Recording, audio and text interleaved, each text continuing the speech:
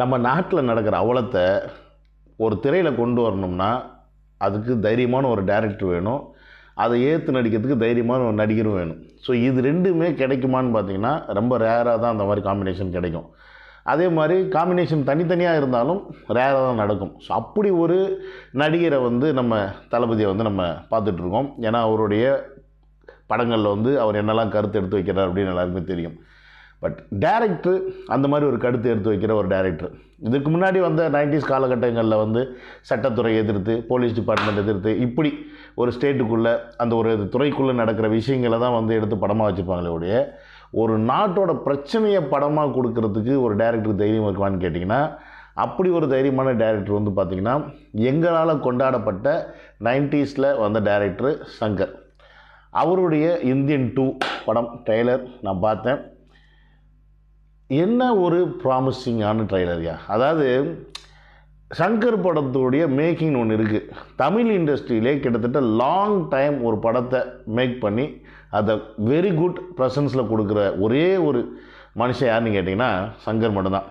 ஒவ்வொரு படத்துக்கும் 2 வருஷம் 3 வருஷம் அப்படி எடுத்துக்கிற ஒரு மனுஷன். ஆனால் சில டேரக்டர்ஸ்லாம் எடுப்பாங்க, அந்த அளவுக்கு டைம் எடுப்பாங்க. ஆனால் அவங்களால அந்த குவாலிட்டியை அவுட்புட்டில் கொடுக்கும்போது பார்த்திங்கன்னா கொடுக்க முடியாது. பட் இதுக்கு விதிவிலக்கு யாருன்னு பார்த்தீங்கன்னா சங்கர்.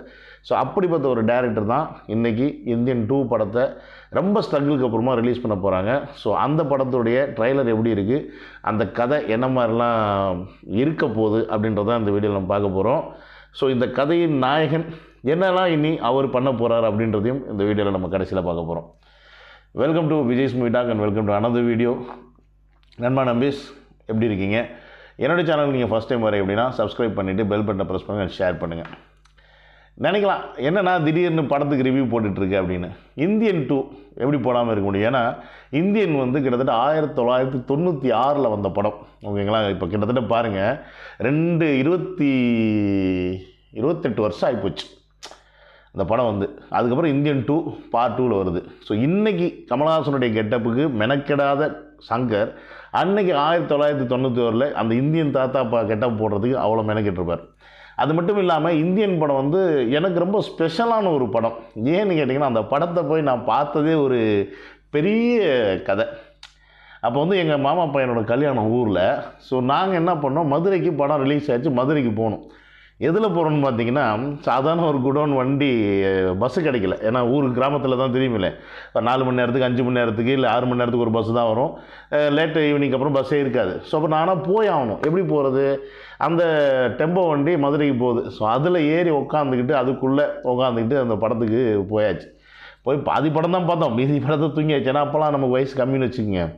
அந்த படத்தை பார்த்துட்டு அதுக்கப்புறம் வெளியில் நான் கண்ட நேரத்தில் பரோட்டா சாப்பிட்டு வாந்தி எடுத்து, இதெல்லாம் ஒரு மிகப்பெரிய ஒரு மறக்க முடியாத ஞாபகமாக எனக்கு இந்தியன் படம் மைண்டில் நிற்கும்.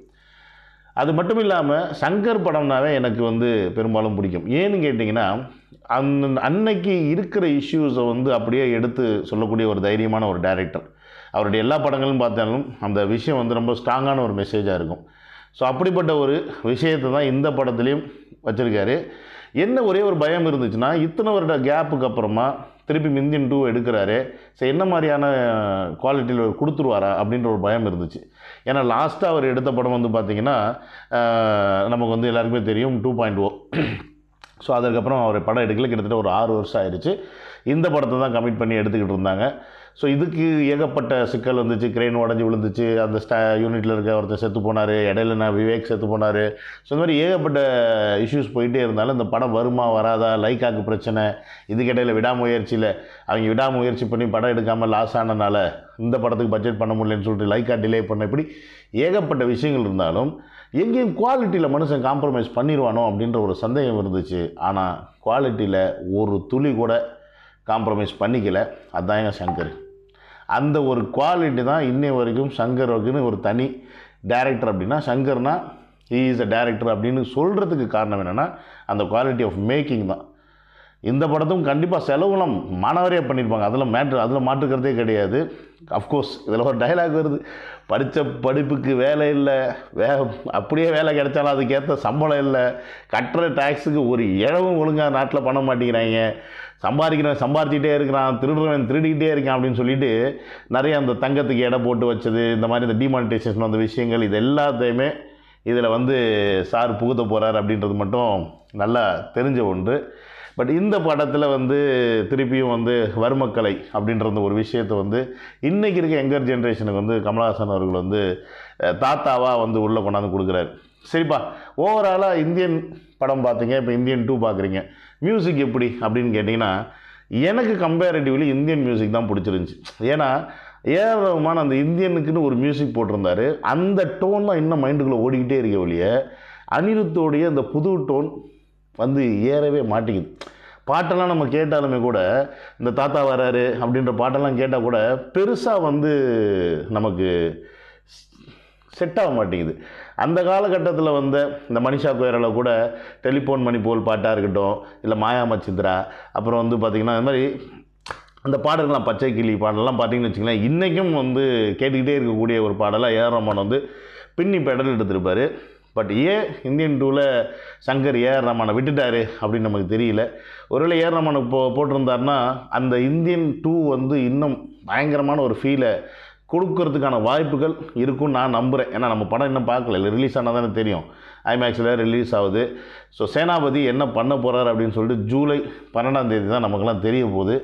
சங்கருடைய இது one of the blockbuster லிஸ்ட்டில் வந்து சேருமா அப்படின்னு கேட்டிங்கன்னா அதற்கான வாய்ப்புகள் எனக்கு தெரிஞ்சு மிக அதிகமாக இருக்குது. ஏன்னா கண்டிப்பாக சோஷியல் மெசேஜை எடுத்து அதில் குறை இல்லாமல் கொடுக்கக்கூடிய ஒரு மனுஷன் அப்படின்னா சங்கர். ஸோ அந்த வகையில் அவருடைய இந்த படமும் ஒரு சக்ஸஸ்ஃபுல் படமாக இருக்கிறதுக்கான வாய்ப்புகள் மிக அதிகமாகவே இருக்குது. இன்னொன்று என்ன ப்ளஸ் பாயிண்ட்னு பார்த்தீங்கன்னா, எங்கு கமலஹாசன் நம்ம தாத்தாவை பார்க்கும்போது நமக்கு வந்து ஒரு மாதிரி ஒத்துக்க மனசு வரலைனாலும் இன்றைக்கி உண்மையாலுமே கமலஹாசன் அவர்களுக்கு அந்த வயசில் இந்த தாத்தா கெட்டப்பில் அவர் செய்ய போகிற அந்த ஸ்டண்ட்டாக இருக்கட்டும், இல்லை மற்ற விஷயங்களாக இருக்கட்டும், எப்படி இருக்க போகுது அப்படின்னு நம்ம ஸ்க்ரீனில் பார்க்கும்போது அது வேறு மாதிரி இருக்கிறதுக்கான வாய்ப்புகள் நல்லாவே இருக்குது. பட் ஓவராலாக எனக்கு இந்த ட்ரைலரை நான் பார்க்கும்போது ஐ ஃபீல் வெரி கம்ஃபர்டபுள். அருமையாக இருந்துச்சு ட்ரைலர் பார்க்குறதுக்கு. ஆக்சுவலி சங்கர் படம் பார்க்குற மாதிரி இருந்துச்சு. இன்றைக்கி நான் யங்கர் ஜென்ரேஷனுக்காக நான் என்னை மாற்றிக்கிறேன், நான் அதை பண்ண போகிறேன், இதை பண்ண போகிறேன், அப்படி என்னுடைய சோஷியல் மெசேஜ் படம்னா அது இப்படி தான் இருக்கும் அப்படின்றதுக்கு சங்கருக்குன்னு ஒரு டெம்ப்ளேட் இருக்குது. ஸோ அந்த டெம்ப்ளேட்டில் இந்த படமும் ஒன் ஆஃப் த பெஸ்ட் ஃபில்மாக வந்து உட்காந்துரும் அப்படின்றது நான் படம் ரிலீஸ் ஆகிறதுக்கு முன்னாடி சொல்கிறேன். படம் ரிலீஸ் ஆனோடனே பார்த்துட்டு கண்டிப்பாக நிறைய பேர் இந்த ஒப்பீனியனை ஒத்துமைங்க நான் நம்புகிறேன். See you on another video. Love you all. Take care. Bye bye.